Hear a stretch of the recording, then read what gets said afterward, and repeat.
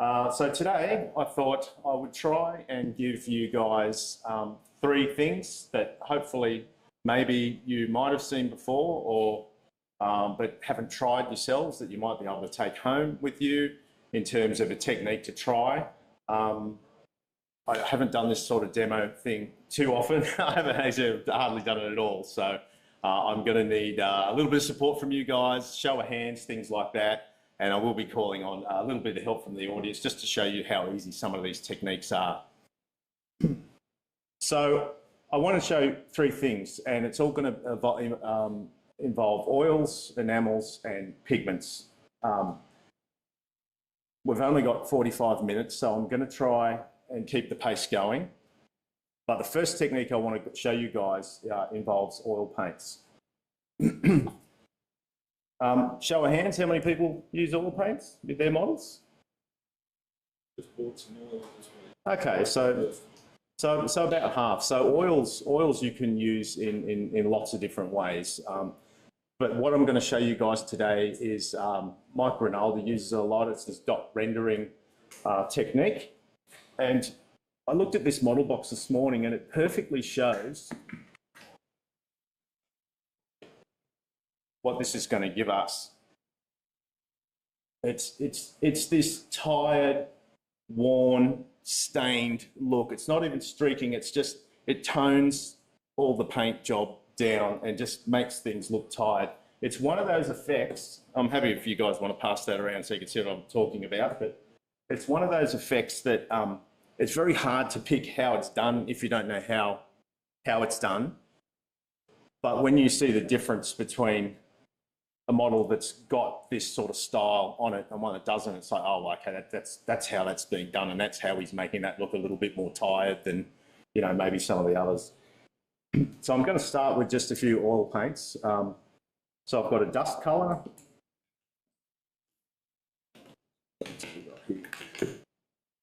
light flesh tone, industrial earth.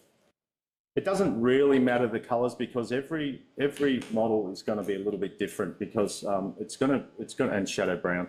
It's going to depend on the colour palette you're working from. This is just an old model that I've got at home that I quickly painted and weathered up. This is going to be a video coming out actually. I did an experiment where I did black basing on one half. Doesn't matter too much if you don't understand the terms, but black basing on one half and then just grey primer on the other side with pre-shading just to see how it would turn out. And surprisingly, it was a blind test I did. I taped it in half, painted. Anyway, keep an eye out for the video. Surprisingly, it ended up in the same spot colour-wise, but that's for a video. So with the oil paints, I'm going to put just a small dab of oil paint on a bit of cardboard. I'm doing that because, well, it probably doesn't have time to actually do what it's supposed to do. But what that should be doing is leaching the oil, excess oil out of the paint, which will make the paint dry faster and also remove the glossy finish in the oil paint. The glossy finish being removed doesn't really matter to me so much because I flat coat most of my stuff anyway at the end. So the glossy, but it's supposed to speed up the drying time by the cardboard leaches the oil out of the paint. Okay, so I've got my light tones and going up to the darker tone of the brown. And all I'm going to do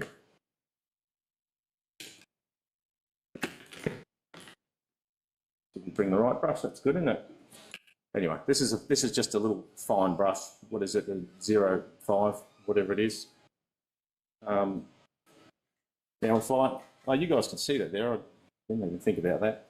So all I'm going to do is just apply some random dots. I'm staying along the top edge of the shape. Now when I'm doing this technique, I would work on one space at a time. So I would try and do the whole model and go back through. I would try and work on a side and get that done, then work round to the front or whatever it might be. So I know I'm probably looking a little structured here, but you'd want to try and be as random as your inner voice will allow. So that's just as simple as that's the light flesh colour. This is the dust colour. The surface you're putting it on is gloss colour? That's a really good question, and thank you for asking questions. And I would encourage everyone, please just yell out. If you've got a question, just yell out. Stop me if I've said something or done something that doesn't make sense or you don't understand, please yell out. That's got a satin varnish on it. Doing this over like a real dead matte finish, the matte finish can grab onto the oil sometimes and make this a lot more difficult, what I'm going to do after this. So yeah, this has been varnished in a satin varnish. What about a gloss? Well, yeah, gloss you could use. Satin obviously is in between matte and gloss. The gloss sometimes with doing this I find will be harder to control the effect that we're going to do, because the gloss will want to sort of not repel, but it's just easier to clean a gloss surface. That satin sort of is in the pocket where it's a little bit easier. So I'm just going to pop some of the dust dots. Now I'm keeping my lighter colours to the top, my dusty colours to the bottom. Doesn't matter if some go in the top because it's going to make it interesting. So I'll chuck some up the top.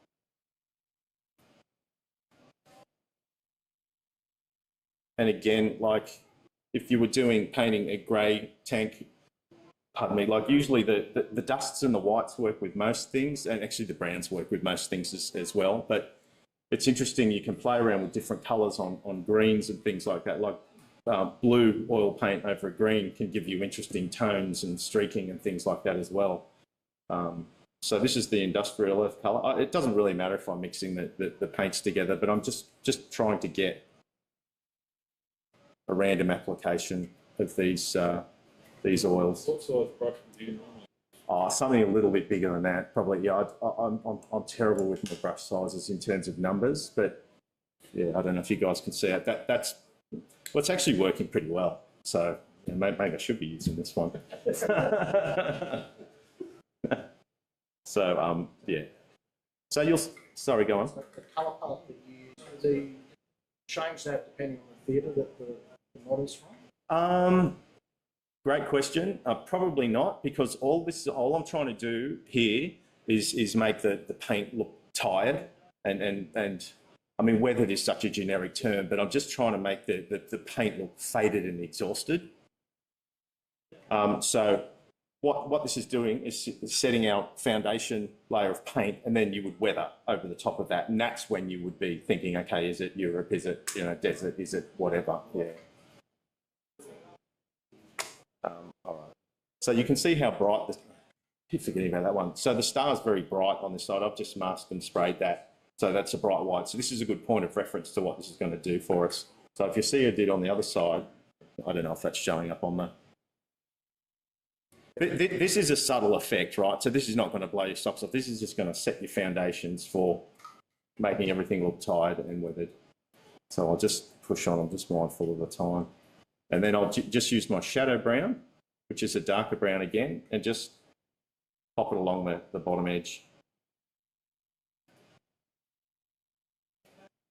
With all of these effects, if you go too far or you don't like something you've done, because I've painted the model with lacquer paints, and oils and enamels are oil-based paints, or white spirit, you tint it with white spirit.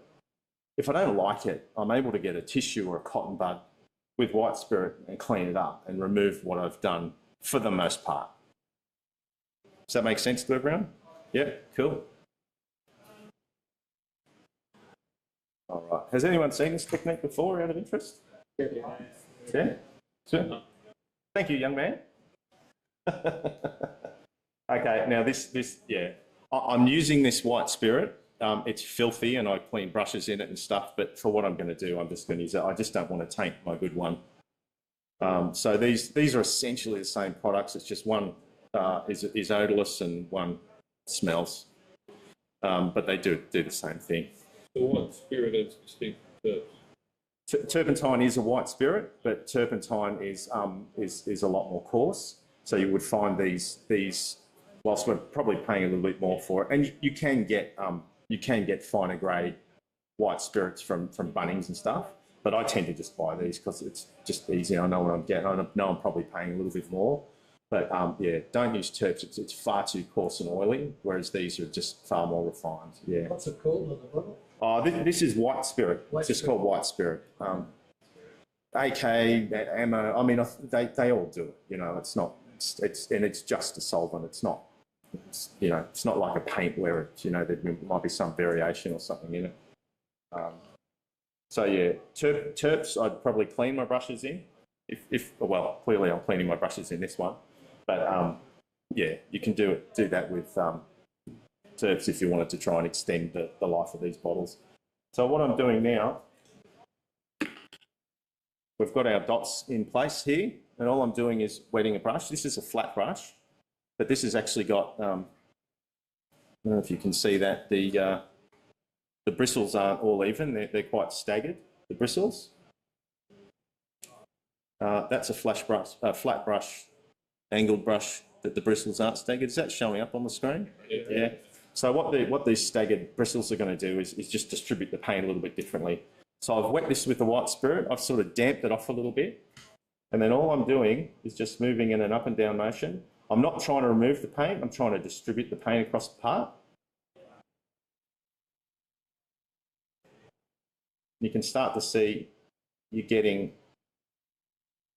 all sorts of... So this is essentially like a filter layer. So a filter layer is just going to be almost like a tint over the top of the paint that we're putting down. If I use a straight flat brush, you'll find it'll probably just distribute the paint a little bit differently. And you'll notice I'm always working in that up and down motion to mimic gravity and the fall of you know, water or whatever it might be that's come down here. This isn't a particular stain. This is yeah, again, like I said, just about tiring the bottle. Just moving an up and down motion. It's okay if some of the dark stuff comes down. It's okay if some of the light stuff comes down, but I want to try and keep that perpendicular, those perpendicular shapes in this finish. Just dragging it up, just wiping the brush down. I don't have to wet that again with white spirit because it's already got the moisture on it. I'm just distributing the paint. This, like I said, this is going to be a subtle effect that is just going to give you a foundation to build on. I've got the hairdryer, which I don't know how it's going to go over the microphone, but just trying to dry that white spirit off. It shouldn't change the effect. I'm just obviously just trying to dry it off so I can speed this up a little bit for you guys to give you an idea of what it's going to look like.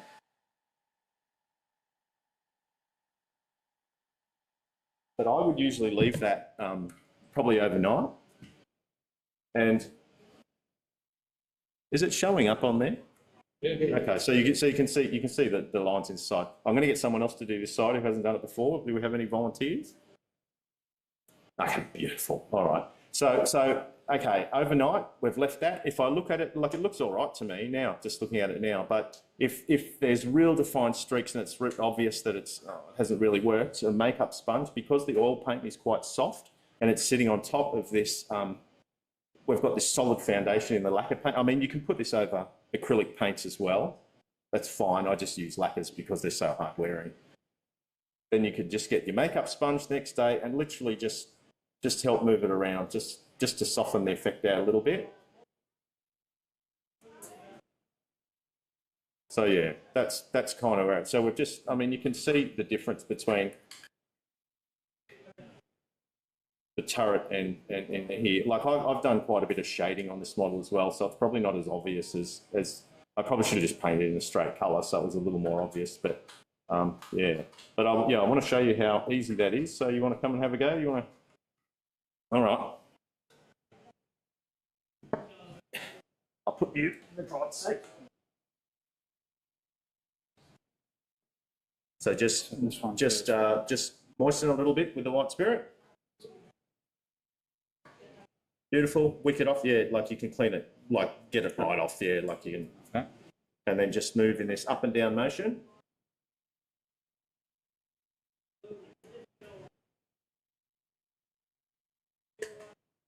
So that brush will be picking up paint as you're doing that, right? So you don't want to get rid of it all. Do a first round, clean your brush up a little bit, and then have another go. If you're finding it's not moving the paint around enough, then you can wet it again and go for it. Have a go with this brush as well. Like you'll find that, you know, it'll distribute the paint differently, but that's looking good to me. You can see the subtle streaking in the star and stuff there now. So that's easy enough, eh? It's easy enough. Yeah. And that will work. I mean, that's not just armour models. You can do that on anything you did on, you know, aircraft. Like sci-fi loves this sort of stuff, you know. Just getting, it's that indistinct, you know, tiredness in the paintwork it's like I said, hard to identify, but once you know how it's done, it's actually not that difficult at all. All right, well done. Round of applause.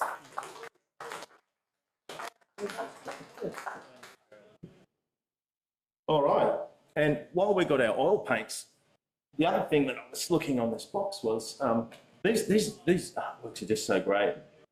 So I've got this tiredness. So if we wanted to make it even like more faded, I just put a bit more white or a bit more buff or something in there just to tone it down.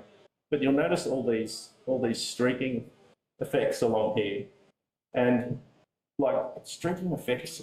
Oh, of course you can, yeah. It's those little things that just add to the story of the model. And again, you probably, you know, like you look at models on the table and you don't really notice it at first, but then, you know, the guys that are doing these little streaks, I mean, there's definitely a fine line of, you know, pushing it too far and whatnot, but it's a great way, while we've got our oils on the palette, we can literally, bless you, we can literally just paint them in.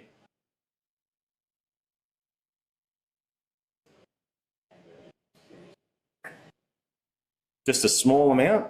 You could do dust streaks, like the lighter colours would be things like rain mark or dust marks. The darker colours could be like, well, wet mud or fuel stains or something like that. So we've got our subtle streaking here. I'm just looking to do some more defined streaking, and it's the exact same technique. It's just now we're applying the oil paint in a more structured way of where we want that actual streak to go. The Sherman's probably not the best subject for this because there's some models, you know, with bolts and handles and baskets and all sorts of stuff. So yeah, so with your streaking, think about, you know, why is that streak there? How did that get there? You know, it might be a chip, it might be a you know, a nick or something that's got a rust stain. And this is where you'd start thinking about the colour of the streaking that you're doing as well. So I can use this flat brush again. I don't know if that's actually called a flat brush. Is it just an angled brush? Anyway, whatever. I can use this brush now. I'm just going to rotate it and I'll just work the paint in a downward motion. Oh, bad angle.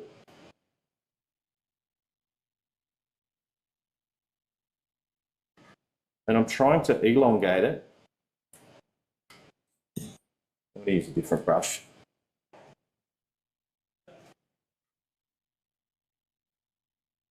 Shouldn't have gone out drinking last night, should I? So if you can see, all I'm doing is taking that little bit of oil paint and extending it down the fall of gravity, right? And again, I would usually let this sit a little bit longer than I have, so the paint's still very soft. So it's very soft to try and manipulate this at the moment. But again, just moving in that downward motion, and I can move in an upward motion as well. And I'm just sort of cutting into the side of it, if you see, just to try and keep some definition in that line. We all following? All inspired? Yes. So the dust one will come down through here again. It's more or less the same technique, but just in a more refined way.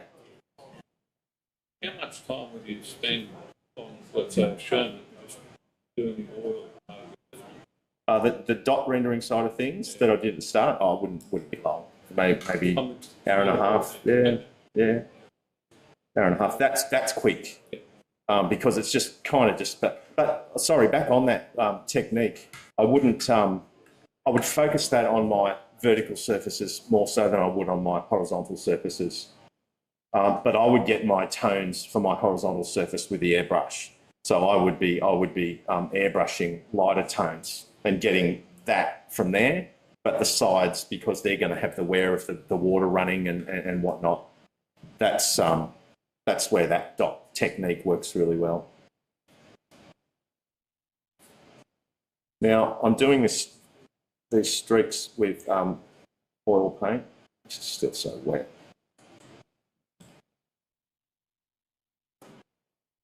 There is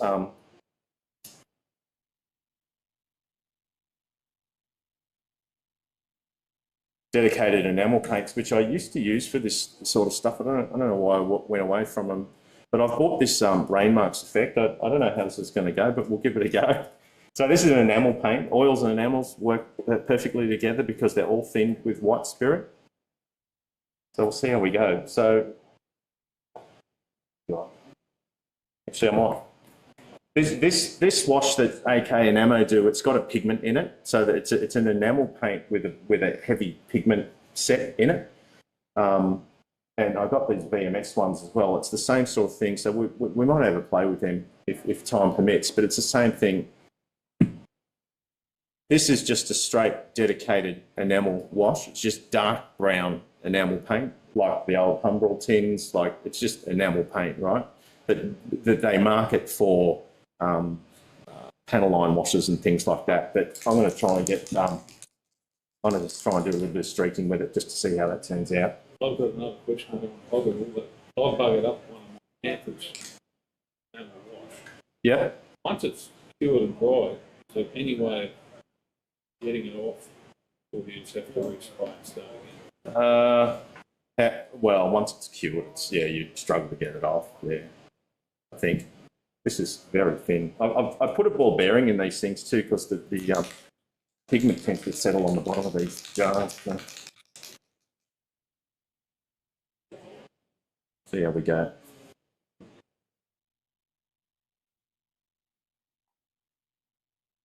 So again, I mean, this is the same. The enamel, like I said, is like the oil, but it's a lot more dense. The paint's a lot more dense and a lot more. It'll be easier to control. So I'm just going to try painting in some lines here to simulate streaks. This could be a massive flop. I don't usually do this, so what could possibly go wrong, eh? Hey? You haven't seen my Panther.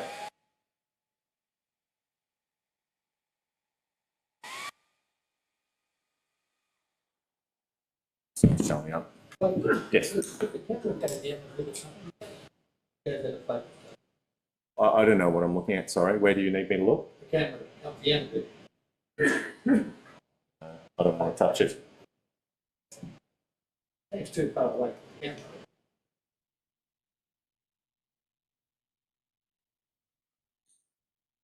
What could possibly go wrong?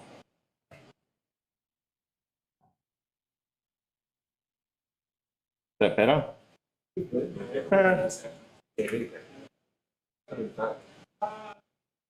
So again, it's just that same technique of dragging it down. You can see I'm extending.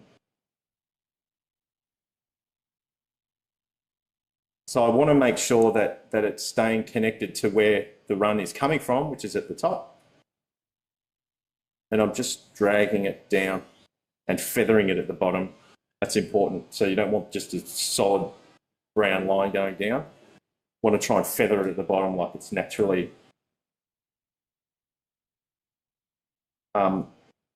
So the enamels will dry a lot faster than the oils will, but the oils are a lot softer. So, but if I do the streaking with the oils, often you'll wipe the whole lot away, which doesn't really matter. You just go back and do it again. With the enamels, they seem to be a lot easier to control.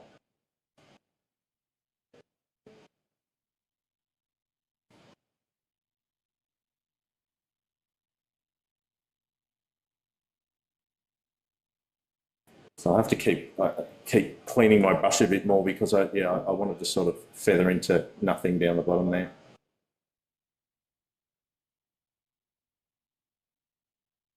I'm probably making it a bit hard for myself here because usually when you do this sort of stuff, you'd probably do a whole line of them.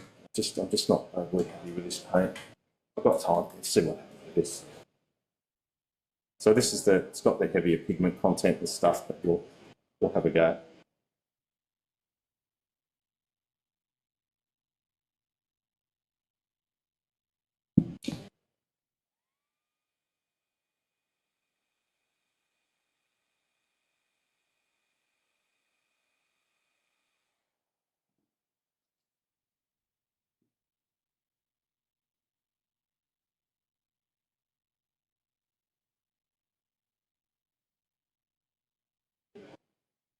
I think I'm trying to rush this too much.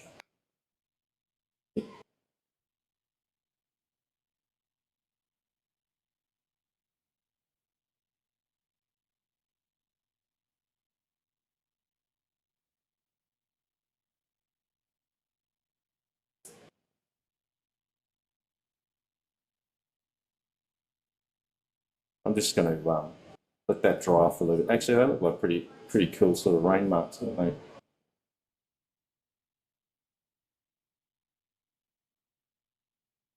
All right, so now the fun part, and this is a messy part where I had to put down paper and stuff. So what we're going to do some splattering effects along the side here.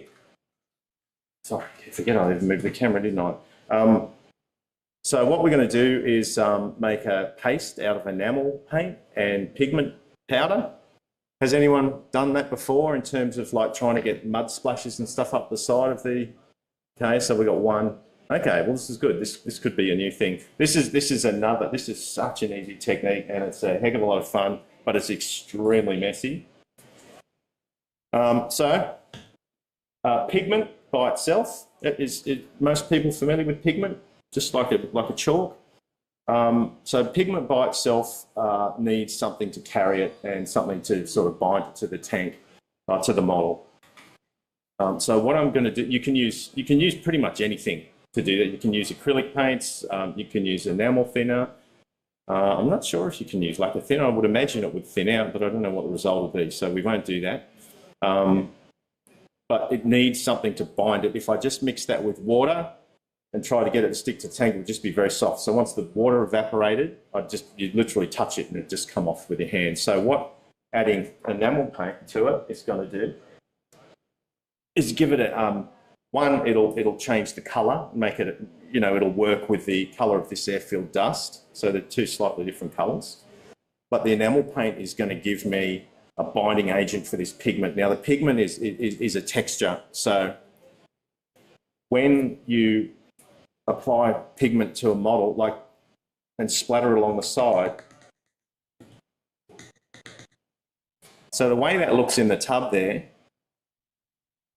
with all those lumps and clumps that look like lumps of, earth and soil and things like that, if I was to put that on the model and then touch a little bit of white spirit on it, and I didn't touch it, those shapes would remain. So they will hold in place. So it's a great way to create lumps of earth and soil and textural terrain type things. Will that make sense? Good. All right, so I'm going to put a little bit of this enamel paint in here. Okay, I bought the drop sheet.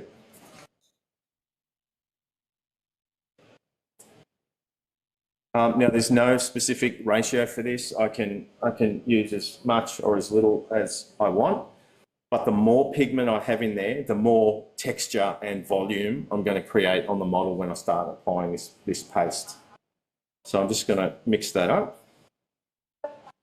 You can put plaster in this mix, like plaster of Paris, just powder it in, and that will make things more harder wearing as well, because as the plaster sets, then it's going to hold in place, and it'll also create more volume to the effect that we're going to do. I don't have plaster at the moment though, so we'll just mix that up. I might put a little bit more pigment in just to make it a little bit more interesting.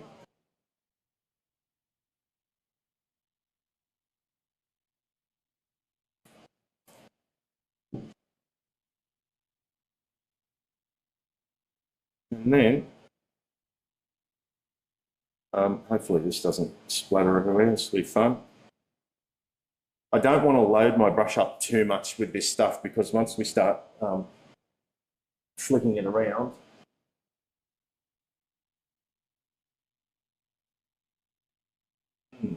toothpicks in there? Yes. So I'm just going to take a bit of the product off, and what I'm going to do is just run the toothpick over the bristles of the brush. And if you'll see what's going to happen, it's going to start giving me like a speckling effect. So I'm testing it here before I commit to the model. And then it's just a matter of where's the mud going to sit? Where's it going to get kicked up the most? Track's moving, most of the volume should be working towards the back. Think about the motion of the tank as well. So it's not going to be up and down. It would be, up towards the back of the tank here. So I'm just literally going to start speckling and adding some deposits. Obviously, we'd be doing the running gear, we'd be doing the tracks, we'd be doing all that sort of stuff. But we're working from the bottom up, working from the ground up to create these earthy effects. So they're going to be heaviest at the bottom and lightest at the top. So literally flicking the paint around just with the tip of the brush. Now, nobody's done this technique, have they? All right, go on. Who's going to volunteer and have a go? Looking for you. Come on, mate. Thank you very much. What's your name? Jared.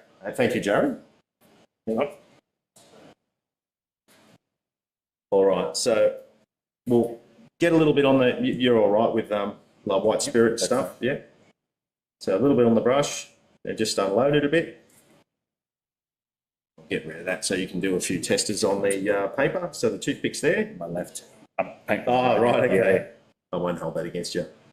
So pretty much hold your brush in place because that's going to determine the angle, and then just run the toothpick over it. Oh, man. Yeah, it does. Yeah, you can try different ways. Yeah. So see, so the closer you get to the surface you're trying to put it on, the more sort of control you're going to get on the application. When you're further away, it's going to splatter more. Okay. But you see how you're controlling like the angle and the way that's coming out pretty well. So that's really fast. Yeah. Kind of slower. So when I do it, I would literally just, once you get a feel for how the paint is coming off. Did you like that sound effect as well? I wasn't planning on that. Just came out. Sweet. All right. Let's do it.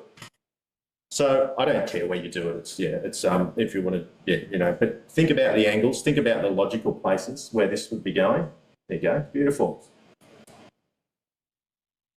And if we had plaster in this mix, or even soil, you can throw like static grass or soil or debris or flock, and it bulks the volume of it up.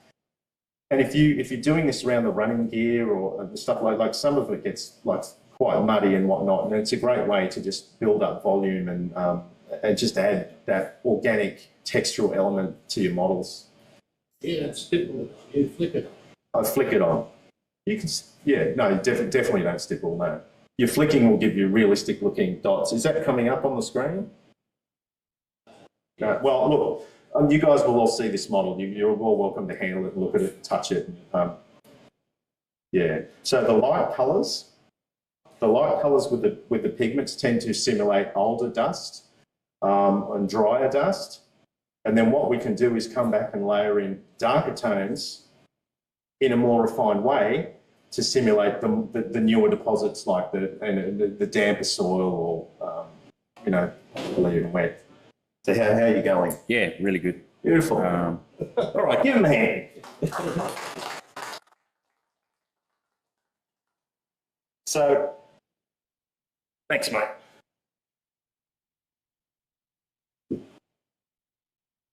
Yeah, it's looking killer.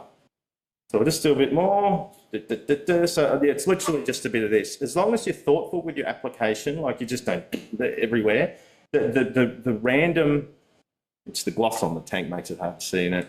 The more random it is, not the better, because it needs to be thoughtful, but it doesn't matter if you get a rogue splash here and there, because that's what you're simulating, right? Nature is not perfect. Now, if you get some splashes like that you think maybe overscale or in the wrong spot with this technique, all you need to do is just wet the brush with white spirit and literally you can just blend it out, just touch it, blend it out, and it'll disappear. Or if you wanted to get real creative, and I don't want to do it through this area because there's some really nice speckling and stuff through here, but you can actually even drag these in a downward motion and you're going to create another layer. Looks like dust that got wet that kind of just is wicking down and moving away. And then what I would do, I mean, you can start mixing different coloured pigments in there, you know, make it a little bit darker. So let's see what happens, eh? I haven't done this before. So this is a Russian earth. It's a dark pigment. It's going to be in the modern use for coming really doors. Which one? This is my old paint mule, this one. So I'll use a little bit of this carrier. I'll get a bit of this darker one. Literally just mixing a paste, and you can see what the effect that the pigment is having on it. So we're making a dark paste now. And then when I apply this, I actually probably shouldn't be using this brush, but I'll just do it anyway. And I say that because different brushes will give you different effects and different applications. So obviously this is a fairly, you know, rogue sort of rough old brush. If I was to use a flat brush, you know, you get straighter lines, or smaller brushes are obviously going to distribute a smaller amount of product.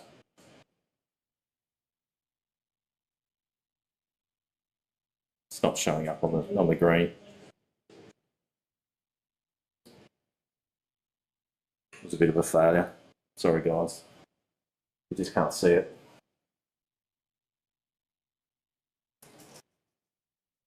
So that's got the pigment in it. With that, you can just do it with just your enamel paints as well. Should go a bit darker. Might be able to see it a bit better. And I'll use a different brush. I'll use this brush. I always dip them in too far and can never see how far down that is. So I just want to be applying that. Yeah, just can't see it over the green, sorry, but it's there. So what I would be doing is greatest coverage would be in the lighter colour, and then the darker colours would be, you know, moving down, and, you know, I'd just keep them to the bottom edges of the model, so to speak. How are we tracking?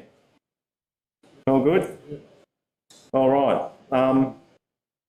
Stippling them on.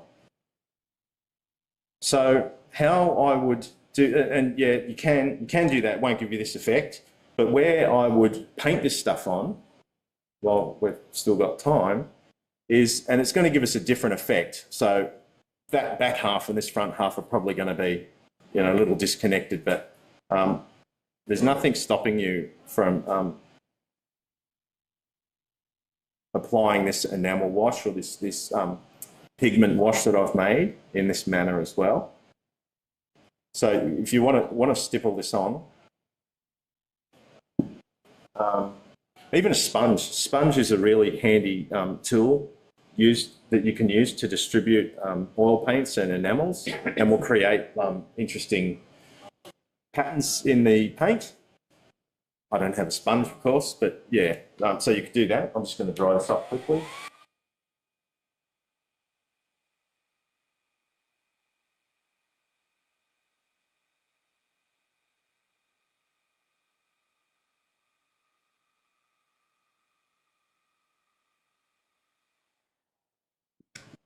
So I mean, ideally, I'd want to be leaving this a bit longer, but again, it's the same technique of just blending in an upward motion, but we can, you know, start creating interesting, you know, dust effects by doing this in the bottoms. Is that sort of coming up? Sort of. So this is where you need to be a little more thoughtful about terrain and weathering, what it's seen, where the tank's been. But you'll notice everything is in this up and down motion just to simulate and mimic that gravity in real life. Everything works in that manner, unless there's motion, which is our flicking of the paint, which is going to be affected by the motion of the tank.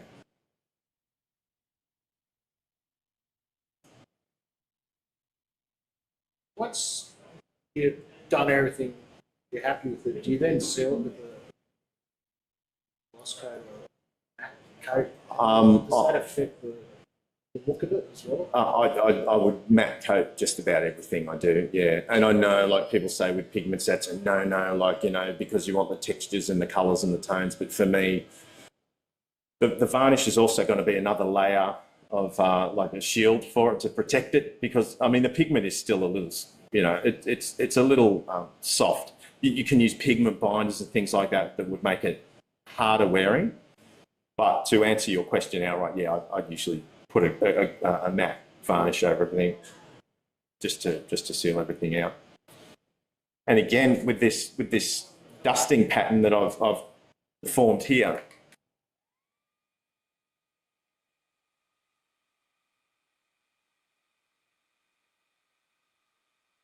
as long as you don't leave it too long, you can help it out with this makeup sponge, which will just, the enamel will be harder to move around with this than the oil paint was, just because the oil paint's a lot softer. But as long as you don't leave the enamel paint for too long, how long's a piece of string, you can refine that effect with the sponge. If the sponge doesn't work, you'll be able to reactivate the paint. I don't know, maybe a week, but don't hold me to that. Definitely a day or two, a couple of days. But again, I'm just able to reactivate it with that white spirit and move that around. So you don't dull coat every session so that you don't disturb the previous effect? No, I would use a satin varnish to do that. Yeah, but you still do it after every... Not after everything. After every... I would do that dot rendering technique, and then I would probably seal that before we started doing this. Because I don't, if I start doing this and it starts to get ugly and I'd want to get it off, then I could do that, because it's all that dot rendering I did before has been sealed. I can clean this off and we'll just start again.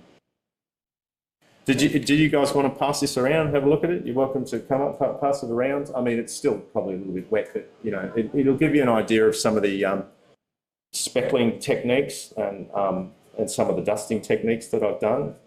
It's all pretty quick and easy. Like there's a lot of like people get a little bit scared off with weathering their models, like just because it's that point of no return. But it doesn't have to be that point of no return. If you've sealed your model with a varnish, you know the integrity of your paint is good. So you've primed. You know, that's again why I paint with lacquers. But you know, that's not saying acrylics don't do the job as well. But if you painted that in enamel paints as your foundation layer, this all goes out the window. Everyone follow that? Sweet. Yeah. So yeah, I definitely set myself insurance policies every step. You know, so I'll do that dot rendering and seal it. But I don't go too over the top with the varnish layers. I try to extend it as far as I can without thinking, okay, if I get in trouble here, where do I go from here? But I mean, I've been sort of painting a building long enough. I don't worry too much about it. But yeah, definitely a dull coat at the end. Not dull, well, yeah. VMS matte clear, outstanding. So what's your preferred matte satin? That VMS varnish is unbelievable. It's VMS. It's called. If I can't get it's okay. So they're a European brand. B&A are selling them now for what it's worth. It's the best varnish I've ever used in my life. B for Bob, BMS. Oh, V for Victor. M. BMS. Yes. Yeah. I mean, this is, and yeah, these are liquid pigments that they've sent me over, which is pretty much going to be the same as this. It's just an enamel paint with a high pigment content. I just haven't got around to trying it yet. I think I've got that flexible super glue. Yeah, probably the super glue is great as well. Yeah, it's I mean, I've got no affiliation with it or anything, but yeah, it's just good stuff. It's good stuff. Does anyone have any questions? Yeah, go for it.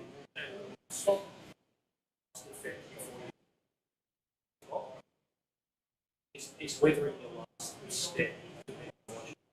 Great question. Which part of that? The dot rendering or the or like the actual splashes and stuff? The splashes. The splashes would be the last thing I did. Yeah, that would be the last thing I did. Yeah, chipping's fun. Yeah. The dust would go over the chipping effects. Yes. Yeah. See, and I would airbrush a layer of dust on that model before I did all that speckling as well. So if that was actually my model, like that I was building, I would do an airbrush layer of dust in maybe like a deck tan or a buff or like a colour like that, and set the foundation for where the dust effects were going to go. And then I would start the speckling and, deposits. If you want to build up bigger mud deposits, like big hunks of mud around the wheels and stuff like that, I probably wouldn't use pigment for that, and now I've told you how good it was for that. I would use an textured acrylic mud paste to get the volume, because that's going to dry like a rock. Does everyone know what I'm talking about? If you're not, I'm more than happy to talk to you afterwards and share that with you. And then over that, when you've set your foundations with this acrylic mud paste, once that's dried, then you can start playing with pigments, because the pigments give you a much finer, more sort of scale look, like, textured earth look to them than the textured acrylic paste do. Sorry, I probably sound like I'm talking in riddles. Anyone else? Any other questions? No? All good? I've run out of content, guys. And look, and if anyone wants to have a go, please come up. We've still got 15 minutes till the next one starts. So if anyone wants to have a flick with the brushes or try and blend, you're more than welcome to play around with the model. What are your preferred oils? As in these? Yeah. I don't really have a preference. I think I buy these because they're just easy to buy from the hobby shop. These Abteling, or however it's pronounced. Yeah, that'll do. Bloody Australian. So I've got these because they just end up in the shopping cart, with the other things. But they're good paint. Like, don't get me wrong, they're great paints. This I've had for, I reckon, 30 years, just from the art shop. Like, literally, that's what I've used in 30 years. You hardly use any.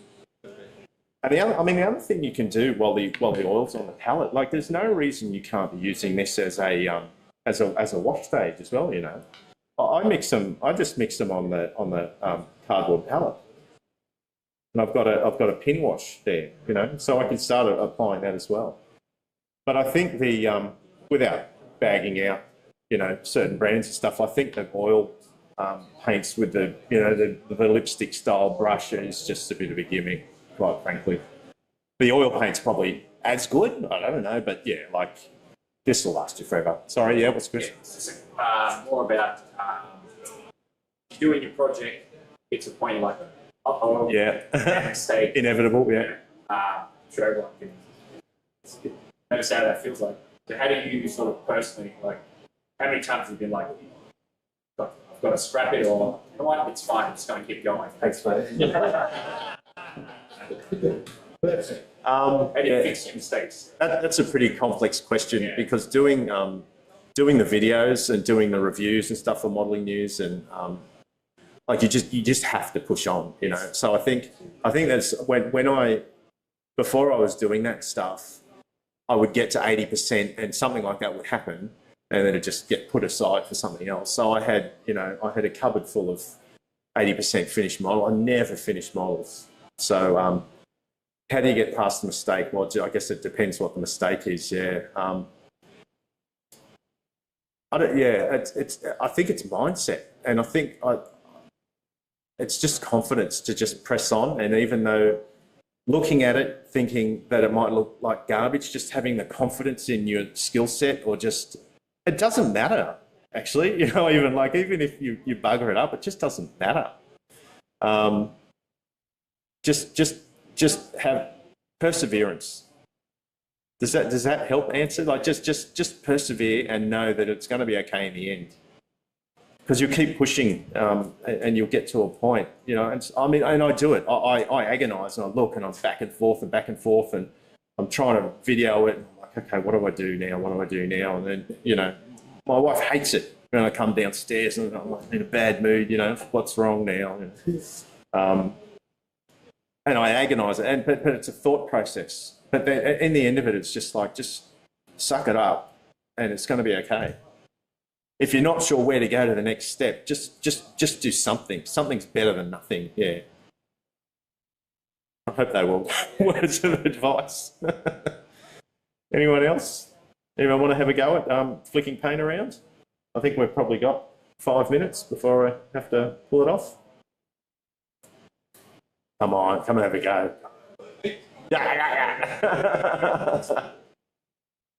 Well, anyway, it's here. We'll stop the formalities anyway. But yeah, if you want to come up and have a look, by all means, please do. I really appreciate your time today, guys. I was kind of sweating this one, so it was no, I really enjoyed it.